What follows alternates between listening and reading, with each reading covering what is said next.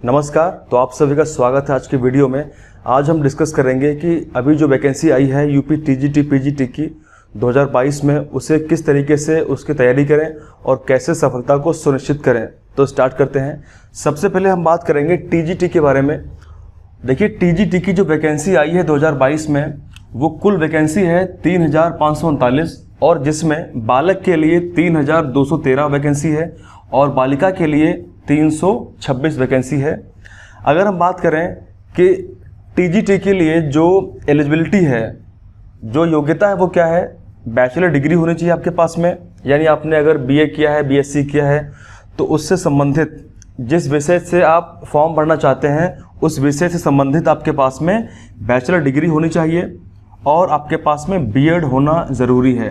TGT के लिए BEd होना ज़रूरी है, तभी आप फॉर्म फिल कर पाएंगे, पेपर में बैठ पाएंगे। अगर हम बात करें कि किस तरीके से कौन कौन सी स्ट्रेटजी को फॉलो करें, जिससे हम पहले ही प्रयास में, बहुत से ऐसे विद्यार्थी होंगे जो इससे पहले वैकेंसी आई थी उसमें सेलेक्ट नहीं हो पाए और इस बार की जो वैकेंसी आई है उसमें वो पूरी जान लगाने का प्रयास करेंगे और इस बार सिलेक्शन लेके रहेंगे। तो जो पिछली बार जो चूक रह गई है, जो कमियां रह गई हैं, उन कमियों को आप लोग नोट डाउन करें कॉपी पे, डायरी पे, और उनको इम्प्रूव करें, क्योंकि जब तक आप उन कमियों को दूर नहीं करेंगे तब तक आपकी तैयारी बेहतर नहीं हो पाएगी। तो फिलहाल यहाँ पे मैंने सिर्फ 3 पॉइंट लिखे हुए हैं। वीडियो को ज़्यादा लंबा ना करते हुए केवल उन्हीं बिंदुओं पर चर्चा करेंगे जो अत्यंत आवश्यक हैं, अत्यंत महत्वपूर्ण हैं। सबसे पहला, जिस भी सब्जेक्ट से आप लोग अप्लाई कर रहे हैं उस सब्जेक्ट का सिलेबस, पूरा सिलेबस नोटिफिकेशन में दिया गया है। आप जाकर के वेबसाइट पे चेक कर सकते हैं पूरा सिलेबस। और जब भी मैं बात करता हूँ सिलेबस की, तो मैं बात करता हूँ जो ऑफिशियल सिलेबस दिया गया उसकी, जो आधिकारिक रूप से सिलेबस दिया गया है। आप लोग उस सिलेबस को उस सब्जेक्ट से, जो सब्जेक्ट से अप्लाई करेंगे उस सब्जेक्ट का सिलेबस आप प्रिंट आउट करवा लेंगे या फिर अपने नोटबुक में, कॉपी में उसको नोट कर लेंगे कि कौन कौन टॉपिक्स जो है वो सिलेबस में दिए गए हैं। क्योंकि जो क्वेश्चंस पूछे जाएंगे उनका मैक्सिमम, यानी अधिकतम जो क्वेश्चंस आएंगे वो आपके सिलेबस से आएंगे, जो आपको सिलेबस यूपी टीजीटी के नोटिफिकेशन में दिया गया है।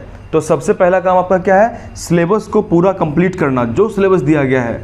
उसके बाद में फिर प्रीवियस ईयर के पेपर, यानी अगर आपने पिछले वर्षों के पेपर को नहीं देखा, नहीं एनालाइज किया, तो फिर आपकी तैयारी अधूरी रह जाएगी, क्योंकि आप नहीं जान पाएंगे क्वेश्चंस का पैटर्न क्या है, क्वेश्चंस कैसे पूछे जाते हैं, और वो आइडिया आपको केवल बताएंगे पिछले वर्षों के पेपर।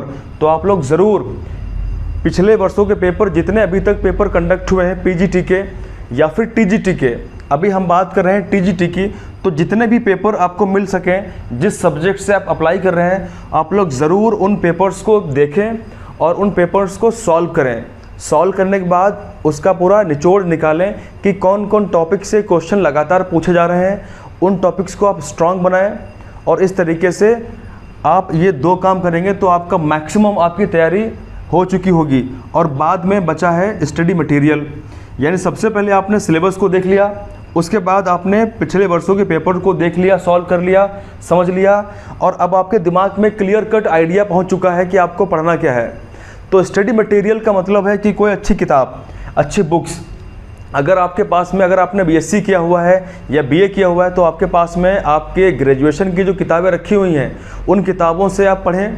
आप कोई बाहर की किताब ना खरीदें, या फिर अगर आप चाहते हैं कोई बाहर की बुक खरीदना जिससे आपको कुछ एक्स्ट्रा एज मिल जाए, एक्स्ट्रा फ़ायदा मिल जाए, तो उसके लिए भी मैं कुछ आगे आने वाले वीडियोज़ में चर्चा कर लूँगा। लेकिन अगर आपके पास में आपके ग्रेजुएशन का सिलेबस रखा हुआ है, पूरा नोट्स रखे हुए हैं, तो आप सबसे पहले उसको रिवाइज़ करें, क्योंकि क्वेश्चन वहीं से बनने वाले हैं।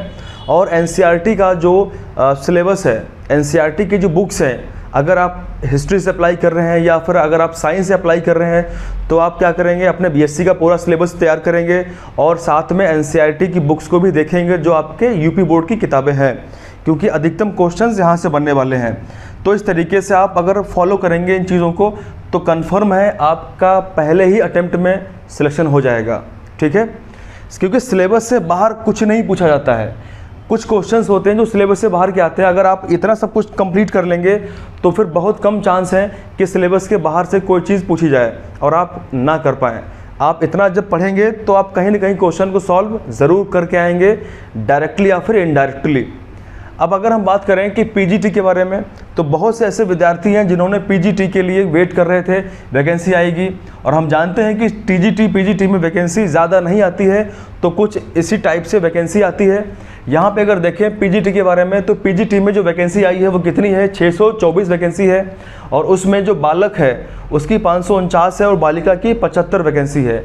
बालिका के साथ नाइंसाफ़ी हो रही है चलो फिलहाल बालक की 549 है और बालिका की 75 है।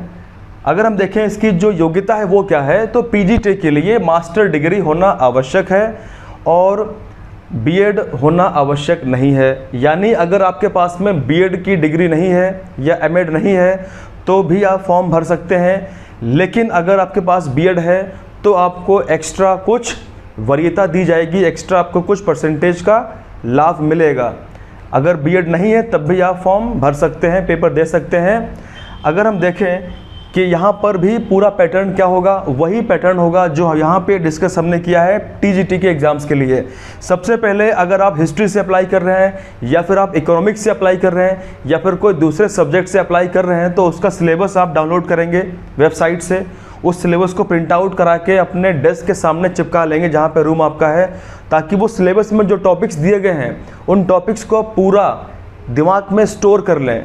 वही उन्हीं टॉपिक्स को आपको शुरुआत से लेकर के पूरा पहले वो तैयार करना है। उसके बाद में आपने पूरा सिलेबस देख लिया कि ये टॉपिक्स दिए गए हैं, उसके बाद पिछले वर्षों के पेपर को आप एनालाइज करेंगे कि क्वेश्चंस कहाँ से पूछ रहे हैं, क्या क्या टॉपिक्स हैं जो आपके समझ में नहीं आ रहा है, आप उनको नोट करें और उनको आप अच्छी किताबों से तैयार करें, पढ़ें। अगर हम बात करें स्टडी मटेरियल के बारे में, तो अगर आपने एमए किया है तो आपके पास में आपके पोस्ट ग्रेजुएशन की किताबें होंगी, तो आप उन किताबों की हेल्प लें। उनसे बेहतर बुक्स कोई नहीं मिलेगी आपको, लेकिन फिर भी अगर कोई किताब की अगर मुझे कोई किताब दिखाई देती है ऐसी कॉम्पिटिटिव किताब जो विशेष रूप से पीजीटी के लिए बनाई गई है, तो फिर मैं डिस्कस कर दूंगा। तो इस तरीके से आप तैयारी करेंगे तो कन्फर्म है आपकी सिलेक्शन 100% होगा। तो आप लोग कमेंट सेक्शन में ज़रूर लिख करके बताएं कि कितने लोग फॉर्म भरने जा रहे हैं टीजीटी का और कितने लोग फॉर्म भरने जा रहे हैं पीजीटी का। अगर कोई किसी प्रकार का डाउट है तो कमेंट सेक्शन में लिखें, मैं जैसे ही देखूंगा तो मैं डेफिनेटली उसका रिप्लाई करने का प्रयास करूंगा। तो आप लोग सभी लोग जान चुके हैं टीजीटी के बारे में, पीजीटी के बारे में कैसे तैयारी करेंगे। इन 3 बिंदुओं को फोकस में रख करके तैयारी करेंगे, सफलता ज़रूर मिलेगी। तो मिलेंगे अगले वीडियो में, तब तक के लिए जय हिंद, जय भारत, थैंक यू।